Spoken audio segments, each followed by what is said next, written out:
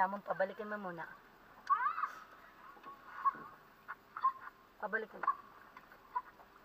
Ah, iniwanan pa dun yung bike. Dali-dali.